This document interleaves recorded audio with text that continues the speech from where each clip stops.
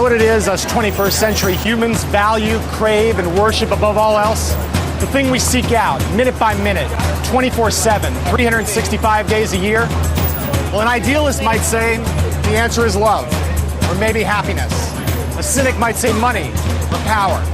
But I'll tell you what I think. After watching my fellow bipeds shamble around this spinning rock low these many years, I say the deepest human impulse, the most profound desire and need, is for communication. But right now, at this moment, communication is changing. In the old days, the way our culture talked to itself, all the stuff we read and watched and listened to, was controlled by the bigwigs who ran newspapers and TV networks, the movie bosses and music moguls.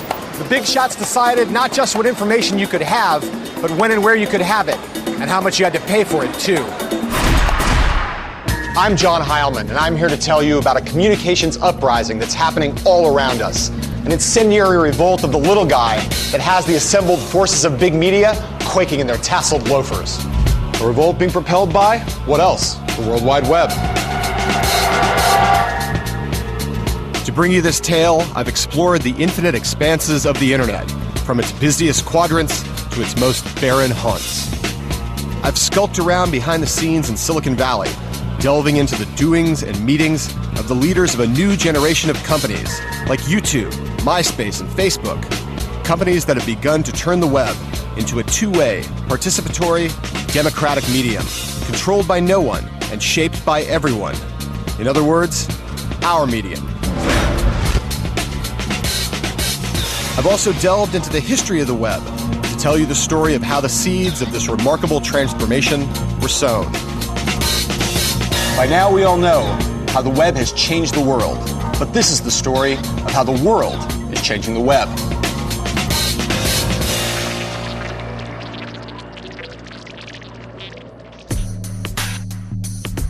This is Silicon Valley, California, and these dudes are Chad Hurley, Kevin Rose, and Jay Adelson. Now, they may look more like Doogie Howser than Che Guevara, but these guys are among the leaders of the Web 2.0 revolution.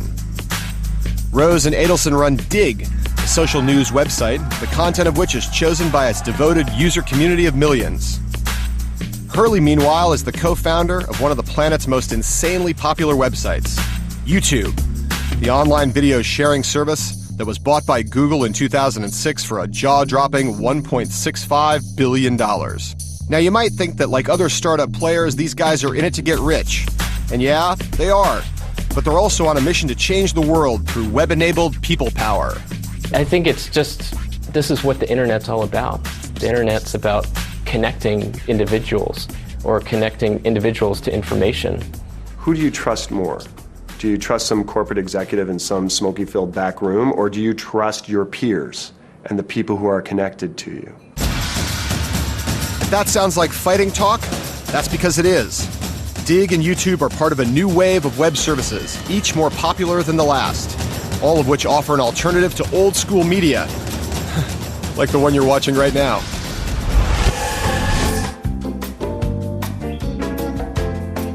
Until very recently, the old television order operated according to a set of ancient and antiquated customs.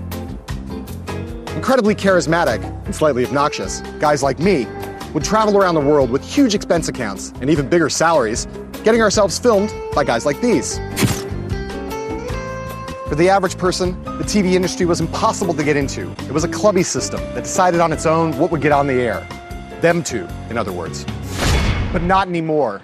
Today, the TV industry is being blown wide open, made accessible to everyone, all because of YouTube and a transformation summed up by its two-word slogan, broadcast yourself.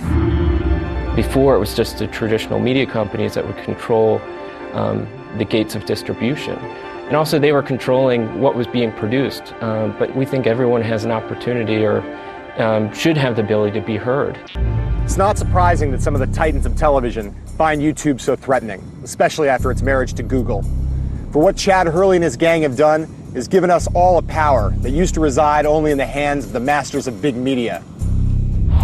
They've given each and every one of us our own personal broadcast tower from which we can transmit our home video creations, be they brilliant or utterly moronic, to a potential audience of millions.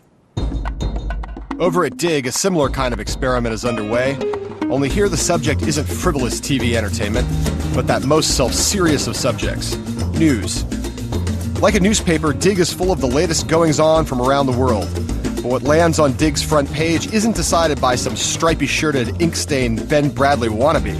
It's decided by you, the user. The more people who dig, which is to say vote for, a given story, the more prominence it gets on the site. You know, it's always been a handful of editors that determine what belongs on the front page of a newspaper or anywhere else. Now it's the entire, close to 1 million registered editors that we have that are constantly looking for great news, information, stories, videos, and anything else to expose to the community.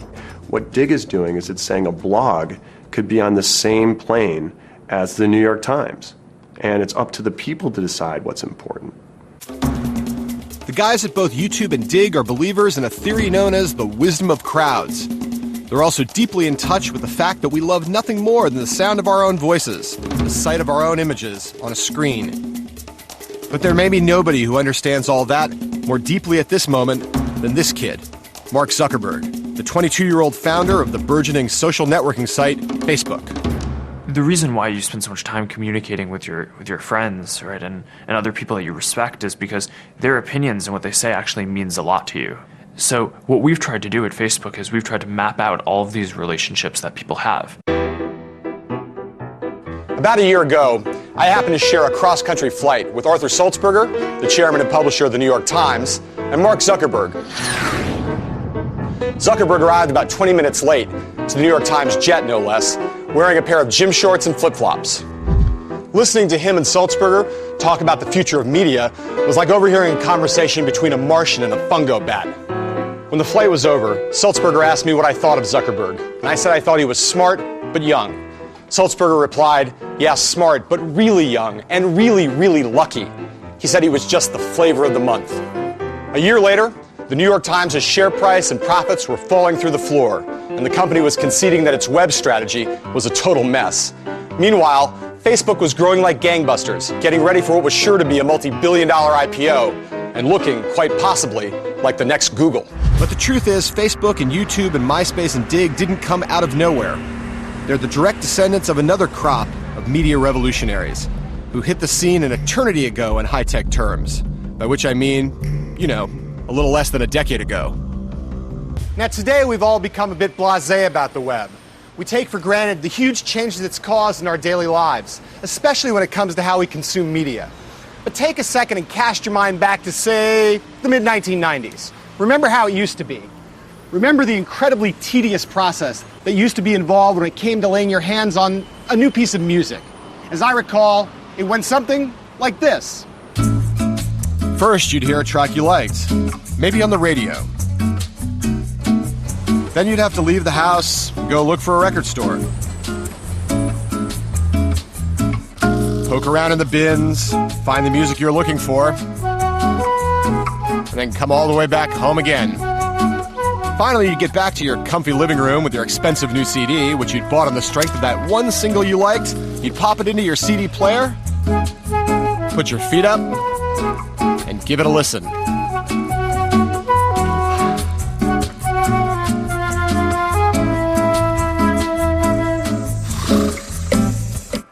And more often than not, you'd find out that the rest of the CD was complete and utter crap. But that's the way it was in those days, and there was nothing you could do about it. Or at least that's what most of us thought. But tucked away in the college dorms and suburbs of America were some folks who thought differently. The nerds in question were guys like David Weekley, Justin Frankel, Cable Sasser, and Steve Frank. Music lovers who started playing around with some obscure technology that put tunes together with PCs and the web. I think most people weren't ready for the idea that real music could come from their computer, and they'd actually be introduced to new music through their computer and through the internet. I mean, most computers didn't even have speakers that came with them. It's kind of an exciting time because it was the beginning of that music revolution, and you could feel that it was changing. You could feel that something big was going to happen. I made software for playing music that was really low quality and on homemade hardware in high school, and then by the time I was in college, MP3s sort of were available. So I started playing around with that, and the quality was actually really good. In the old days, music files were huge and unwieldy, but MP3 provided a way of compressing the data in a much smaller digital packet, and therefore making it easy to move back and forth around the net.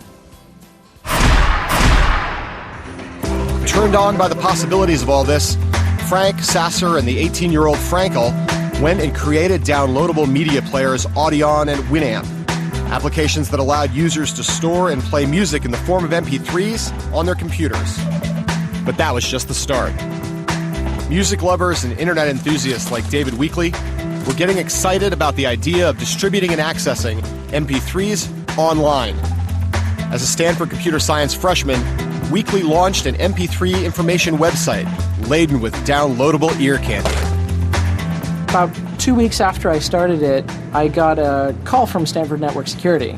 And they asked me, hey, what's going on? We keep this list of the top 10 to 20 servers on campus that are using bandwidth. And normally dorm computers aren't really on this list. And your computer's number one in this list. And actually, your computer's using about 85% of Stanford's outgoing network bandwidth. So we're curious, what's going on? What was going on was the first stages of an internet insurgency that would soon catch the old order of the music business totally off guard. For down in Los Angeles, executives like Jay Sammet of EMI Records had created a cushy life for themselves doing things the same technophobic way that they'd always been done. MP3, web audio, ripping, mixing, burning. Their reaction was, not a chance. The record industry as an industry, all the labels working together, funded a project called Madison, which was a test with IBM to put CD burners in people's homes. This was a test done in San Diego to see would consumers purchase and download and burn music. And the conclusion of this very expensive test done by IBM and these major record labels was that no consumers would ever want to do this. And what a brilliant insight that was. It's worth recalling, of course, that a couple decades earlier, the geniuses at IBM had decided that the worldwide market for PCs would never be more than a couple thousand units. And now the dinosaurs of the record industry were making the exact same mistake again.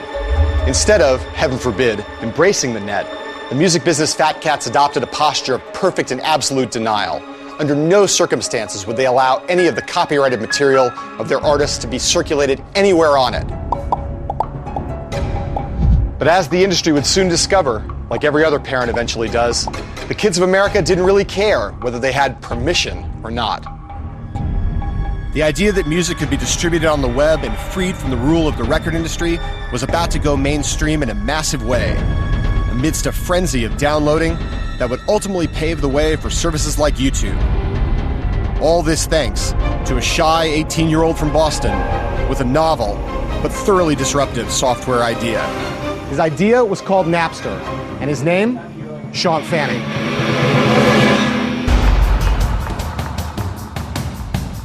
Back in 1999, Fanning was studying at Boston's Northeastern University. He liked to play guitar and, like his friends, surf the web for downloadable music. My roommate in college was really into rap music and would download all sorts of obscure rap, and he'd have his friends over on the weekends and we'd party, and they were all interested in getting access to his music or figuring out how to get music in the same way that he did. But he put so much time into finding tracks, it was such a pain that he would skip class to do it. And if he found a good site, he would skip, an entire day worth of classes just to make sure he got everything he wanted. This gave Sean Fanning a big idea. I mean, like, really big. So big that its repercussions are still rippling all throughout the internet and the entertainment industry today. I started to come to the realization that there were all these people with music collections that had music that other people would be interested in, and they wanted to share them. And the logical way to solve that and some of the reliability issues was to do something that created what was essentially a peer-to-peer architecture. So how did this peer-to-peer system work? Well, Napster allowed its users to let their PCs talk and share stuff with the computers of other users. This meant that as long as someone somewhere had an MP3 of the song you wanted, all you had to do was fire up Napster, type in the name of the song, and it would be downloaded onto your hard drive straight from theirs. Napster was kind of built out of necessity. I really wanted to use what I was building. And he wasn't alone, because Fanning, a kid too young to buy a drink in most American states, was about to spark a phenomenon and cause one of the most heated controversies in the history of technology. In June 1999, Fanning finished hacking up the code for Napster. It was the first program he'd ever written. He gave it to a couple dozen of his friends that he met through online chat rooms and told them, hey, just don't spread this around. But once they got their hands on it, they couldn't resist. Within a week, some 10,000 people had downloaded Napster, unleashing a revolution that promised a future in which the record shops of the world looked something like this.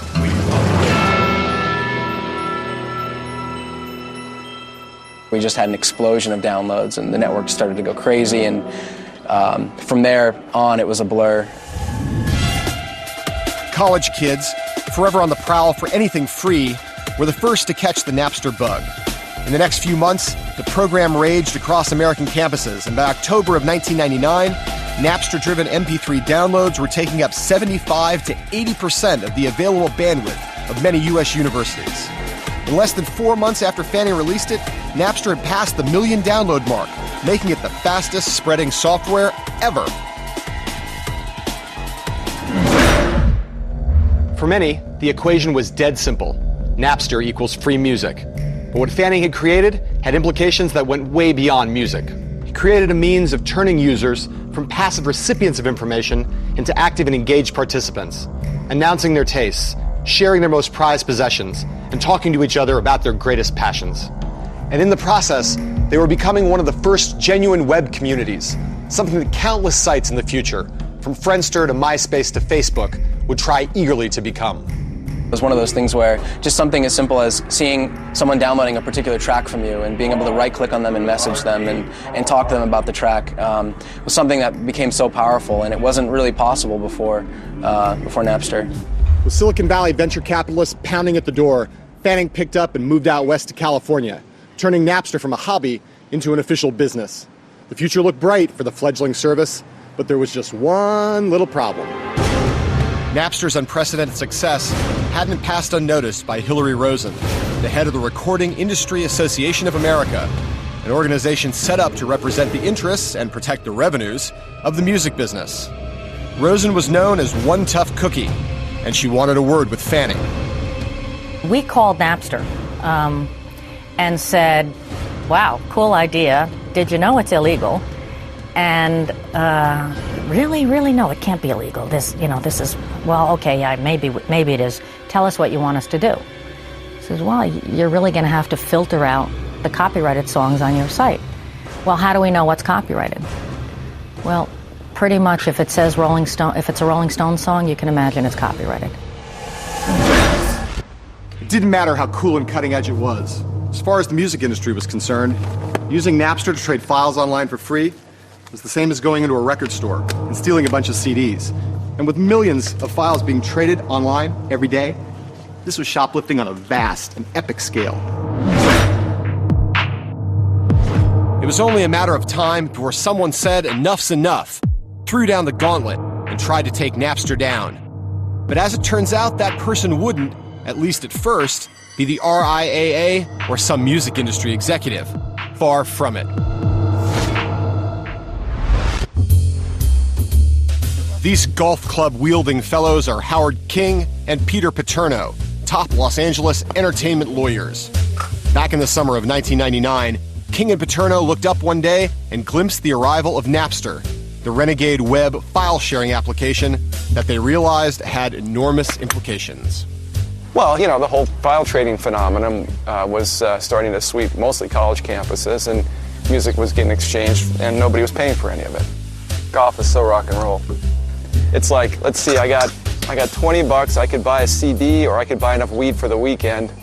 Well, I can download the music, and I can still buy the weed. All right, I'm in. I thought, okay, but fine, they're swapping these MP3s. College kids will steal it and, won't catch on.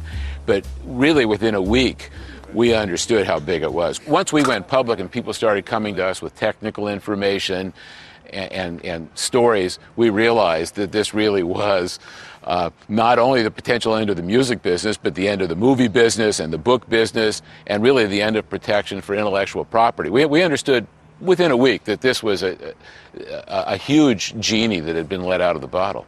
And boy, was you right about that. Though Napster may not have actually put an end to intellectual property, it had set music free, breaking the distribution monopoly exercised by the record business. All of a sudden, millions of kids were swapping songs willy-nilly, threatening to cut out the middleman, and eliminate the profits that paid for the Ferraris and fancy country club fees of the suits who ran the labels. But it wasn't just the suits who were in danger of taking a hit, it was the artists too. So King and Paterno set their sights on them, trying to persuade their superstar clients like Dr. Dre that Napster and the internet were a clear and present danger to their bling. We actually took a laptop to the studio, and we said, let's show you how easy this is. Dr. Dre, boom. Every song he ever recorded is on there, and there's all kinds of versions of it. And then, you can see in those days, for every song there might be, 5,200 people offering it for free. He got it, and he goes, so I work 24/7 in the lab. I come up with stuff, and they can steal my the day it comes out. He goes, that. Now, the language that Dr. Dre used may have been ghetto, but the sentiments he was expressing were 100% corporate. Suddenly, he and his crew were reading up on copyright law and starting to realize that the very future of intellectual property, the thing that allowed them to rake in the Benjamins, was at stake. And there was worse to come. Because Dre wasn't the only one of Paterno and King's superstar clients to notice that their music was being traded for free via Napster. Sean Fanning's little invention had also caught the attention of the biggest, ugliest, hairiest, and scariest, and richest heavy metal band of them all, Metallica. And to put it mildly, they were not amused. I was a pretty big Metallica fan, and I remember being really surprised by the fact that they were so upset by Napster and by people sharing their music, because I know they were really into the taping of live shows and sharing of live shows. They're pretty hypocritical. Yeah, I'd say it was pretty hypocritical.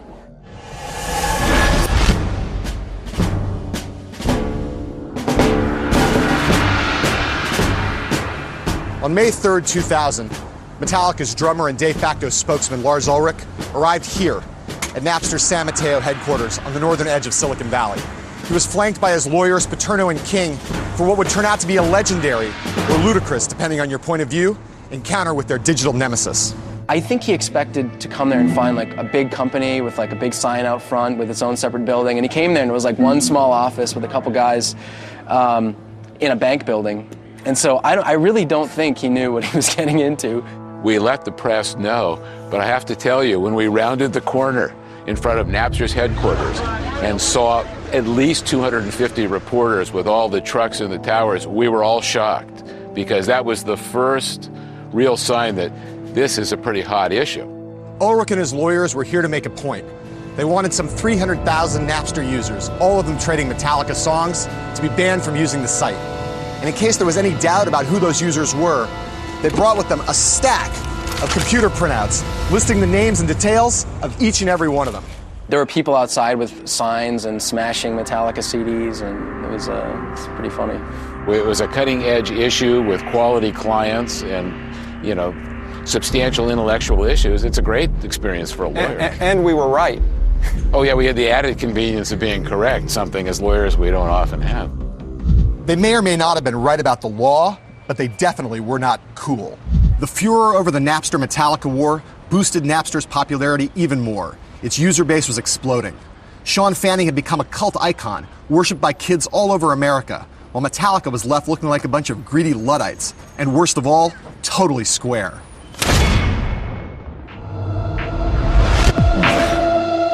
But there was more trouble to come. Hillary Rosen and the RIAA filed a lawsuit against Napster, one that promised to have profound implications for the role of copyright in the digital age.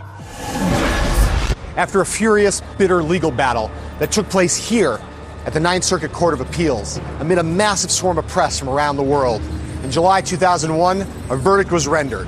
Napster had to be shut down immediately. The music business had won, at least for now, but it had also shown itself to be a reactionary force. Rather than embracing the future, it had panicked and declared war on its customers, calling them outlaws rather than what they really were, fans.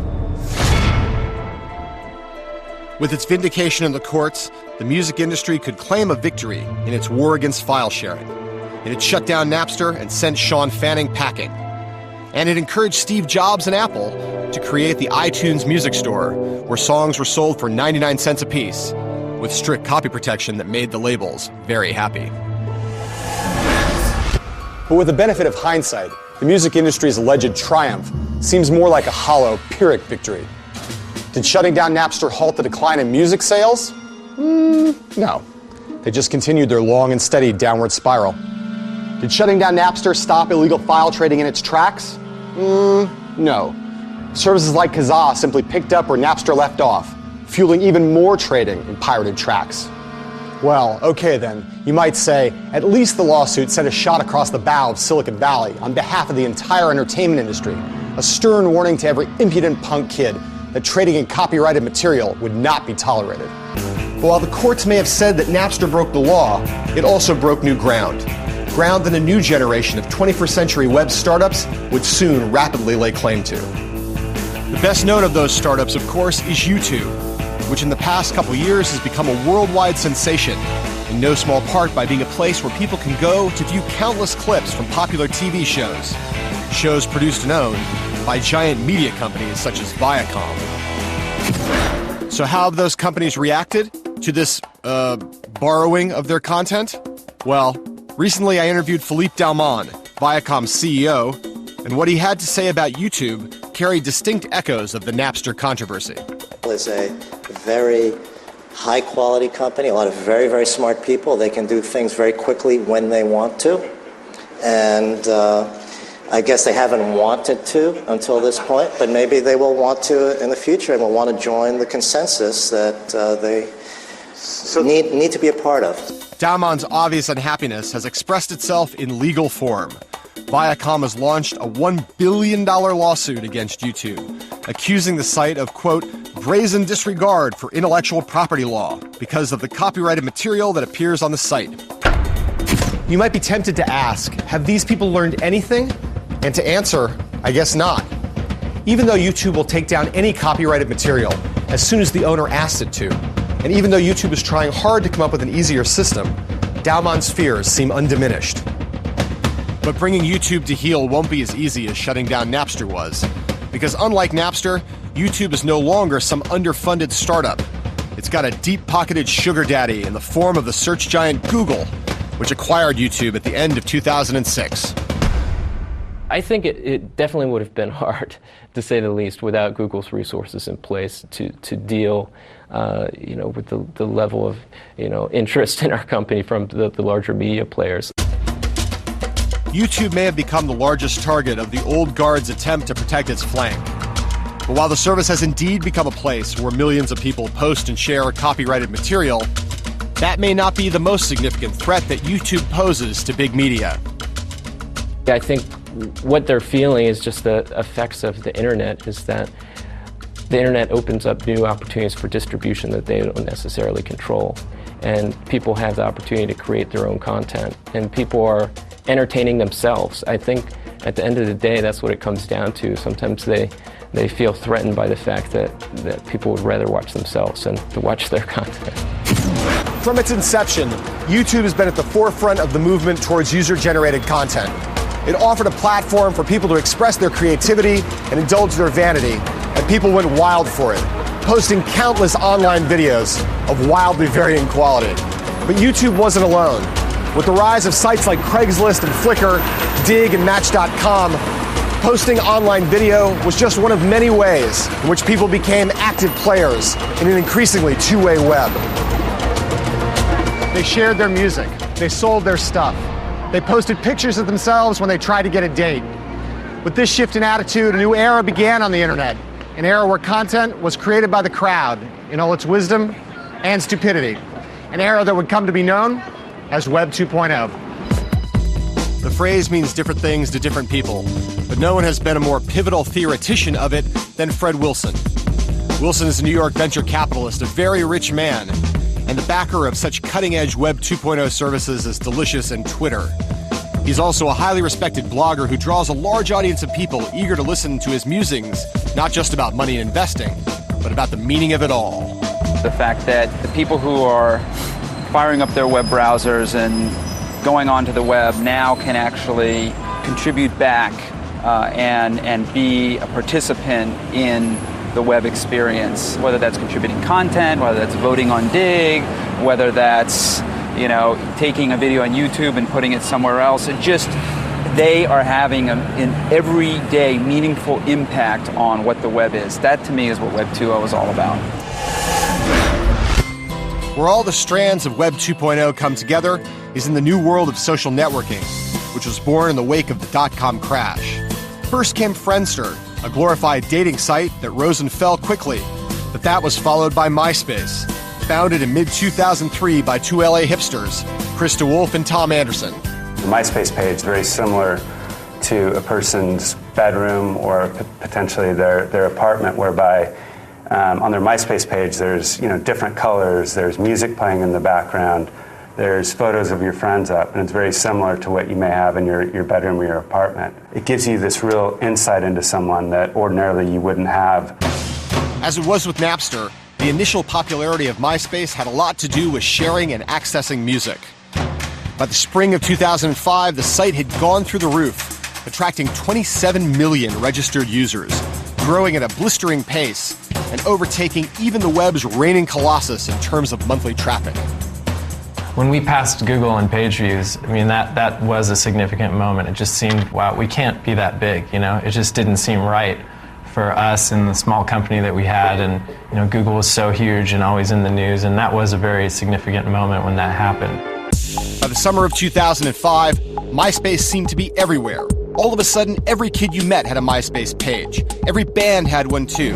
Hollywood had started using the site as a prime marketing vehicle for its wares. It didn't take a genius to see that MySpace was a potential gold mine. Although genius is exactly what many people attribute to Rupert Murdoch, the man who presides over the globe-spanning media empire that is News Corp, and who that July wrote a very big check to take over MySpace.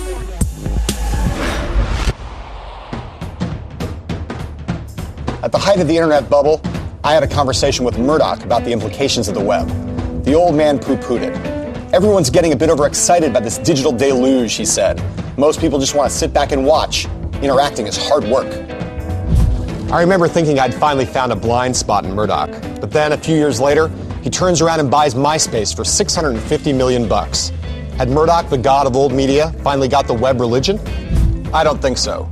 What happened was that the social networking tsunami simply got too big for Murdoch to ignore, and he figured it was time to start trying to ride the wave rather than getting drowned by it. But as News Corp would soon discover, on the internet, money can't buy you love, or a permanent position of unchallenged dominance. The new thing is always just around the corner, and when it comes to social networking, the new thing is Facebook, a startup founded by the now 23-year-old Harvard dropout Mark Zuckerberg, and which out in Silicon Valley is being mentioned by everyone in the same breath with Netscape and Google as a startup that has the potential to fundamentally change the web. So it started off pretty small, right? I mean, we threw together the first version of the product in just a week and a half. 2/3 of Harvard students were using it within a couple of weeks, right? And then all these other students from schools around Harvard started emailing us and saying, okay, well, can you open a version of Facebook at our school? And we just quickly expanded it as fast as we could. Right, and then we expanded to all the colleges in the US, and then all the high schools, and then a lot of companies, and then we made it so that anyone can sign up. And then since then it's grown from about 10 million active users to maybe 50, and it's still growing at this rate where it doubles every 6 months. This story might sound familiar, and in a way it is.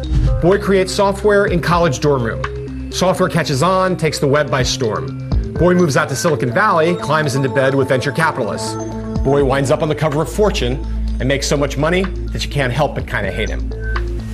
But Mark Zuckerberg isn't just your typical Valley boy. What sets him apart is the sheer, ungodly, nearly incomprehensible scale of his ambition. It's the kind of ambition that reminds you of a young Bill Gates, who set out with the goal of putting a PC on every desktop in every home and office in the world, all of them running Microsoft software. Or the Google guys, whose goal is to organize and make accessible all the world's information via Google. In Zuckerberg's case, the grand ambition is to create a service that captures the totality of human connectedness. To create, I guess you'd say, the ultimate relationship engine. What we've tried to do at Facebook is we've tried to map out all of these relationships that people have. And I mean, there are billions of them across the world. And what we call the aggregate of all of the relationships that people have, we call that the social graph. The social graph may sound like another bit of Silicon Valley jargon, but it's not. It's actually a concept from academia, from what's known as social network analysis. The basic idea is that we're all bound together by a web of relationships. Some of the ties are direct and strong, others are tenuous and weak. I know you. You know a guy named Fred. And Fred happens to know Bono. So, theoretically, I'm connected to Bono. It's the 6 degrees of separation thing. Everyone's connected to everyone, however distantly. Now, imagine a diagram of all those interpersonal connections. That's the social graph. So when Zuckerberg talks about mapping, encompassing, and replicating online the entire sprawling global social graph, well, that's what I meant when I said before that he was unusually ambitious. Zuckerberg's ambitions don't end with the social graph, however. He wants to turn Facebook into the windows of the web, a platform on which software developers can build applications to make the site more useful and all-encompassing, and along the way, develop a whole new model of advertising. Well, I mean, the developer platform is something that happened really quickly. I mean, within the first 4 days of launching it, this company I like, they built a music application, had more than 1 million users already, and stuff like that is just crazy. But I mean, it was really interesting to see how quickly it grew. Though it's early days and many of the current Facebook applications aren't very useful, the potential of its platform can't be overstated. That's one big reason why Microsoft wasn't just willing, but eager to part with $240 million for just 1.6% of Zuckerberg's company late last year. Whether Zuckerberg will become the new Bill Gates of the web, of course, remains to be seen. For one thing, his new ad platform may flop. For another, MySpace is hardly giving up without a fight. Though Facebook is growing at a staggering rate, MySpace is still bigger, and DeWolf and Anderson, with Murdoch's backing, plan to take on Facebook head-on. Thus are we about to witness the next great Donnybrook of the web. Facebook versus MySpace, the Valley Geeks versus the Hollywood Slicksters. But even with Rupert Murdoch lurking behind the scenes, bolstering MySpace as best he can, this is a novel kind of fight. Not old media versus new media, but new versus new. Two purebred Web 2.0 startups tangling for supremacy. A battle in which the most important creative assets are all of us, the amateurs. Which side will win? Maybe both, or maybe neither. With the rise of Web 2.0, everything is up for grabs. Money is flowing, deals are being done, millionaires are being minted overnight. But what's happening today also highlights the true significance of the web that first emerged way back in the days of Napster. The way it's put fantastic power in the hands of individuals. And while this power can be turned into profit, there are those whose aspirations are deeper, more altruistic. They're the people behind sites like Craigslist and Wikipedia. People who can't be bought. As the traditional media have watched the emergence of the two-way web, their denizens have begun to wonder, and even fret, about the future of their industries and themselves. And among the most fretful have been my pals who work in places like this, in the world of professional journalism. For nothing epitomizes the democratizing tendencies of Web 2.0 more than that new form of expression we've come to know as blogging. All over the world, ordinary people are posting their thoughts, their rants, their expertise, and sometimes even their reporting on the web. Everyone has something to say, and suddenly anyone can be a citizen journalist. My reporter buddies aren't the only ones rattled by the rise of the two-way web, though. Their bosses, the publishers, are freaking out as well. Now, back in the day, and until very recently, newspaper publishers could kick back in their offices, comfortable in the knowledge that no matter whether the economy was up or down, they always had one reliable source of revenue: classified ads. But today, those same newspaper publishers aren't comfortable at all. Instead, they're trembling with fear every time one word gets mentioned. No, not internet, and not web. Instead, it's Craig. That's Craig as in Craigslist, one of the world's most popular websites, which acts as a kind of online notice board in 450 cities worldwide, complete with all the stuff you get in the classified section of any newspaper. Jobs, stuff for sale, stuff wanted, places to rent, places to buy, gigs, services, and of course, personals, many of them naughty. And the fact that its classifieds are free is why the newspaper publishers are in a tizzy. Considering the scale and global reach of Craigslist, surely the company behind it must occupy a vast and gleaming headquarters in the heart of Silicon Valley. And surely the man behind it all must be a rapacious billionaire, fierce and formidable and imposing. Or maybe not. Yep, here he is, Craig Newmark to be precise, a cuddly, middle-aged ex-programmer who runs his free-to-use, free-to-post website out of this tiny San Francisco office, which was once his apartment. Like Jimmy Wales, the founder of Wikipedia, the non-profit user-generated web encyclopedia, Newmark is living proof that the web is not just about making money. It's about setting communication free. We share some values with pretty much everyone in America and maybe everyone in the world. The deal is that, well, once you make enough money to live comfortably and to provide for your future, what's the point in having more? These are just the values we all get out of Sunday school or whatever when we grow up, and we're just following through.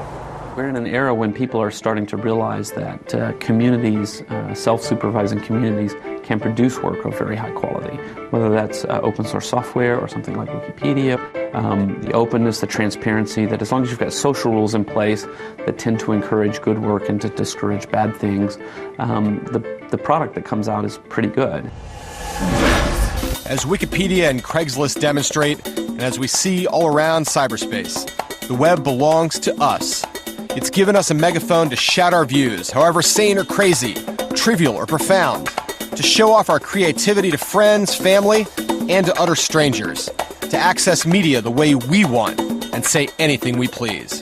What we're living through right now is the flow of power from a relatively small group of people to, in a sense, anyone who wants their little piece of power through the net. We went through the whole .com bubble when the internet started to seem like it might be all about pop-up ads and selling dog food and things like this. And then this kind of harkens back to an earlier era. Which is to say, the web is finally turning into what its originators always hoped for. Something that big business can never hope to control. The medium of the little guy. Don't believe me? Just ask the guy who invented it. Originally, the idea of the web was that it would be a two-way thing, that I would be able to contribute, and the web, over the last decade, has missed that. We are returning to the idea of a read-write web. So the fact that it's a space in which people can write a blog and contribute to a wiki is really exciting for me, because they bring back the common person as the author. And what of the future? Where's the web headed? Well, if I could answer those questions precisely, I'd be a billionaire, and I certainly wouldn't, under any circumstances, share the information with you. What I do know is the general direction of the changes that are coming for the web. Bigger, faster, more social, more pervasive, more all-consuming, more all-enveloping. Whether we like it or not, the web has taken on a life of its own. It's auto-catalytic.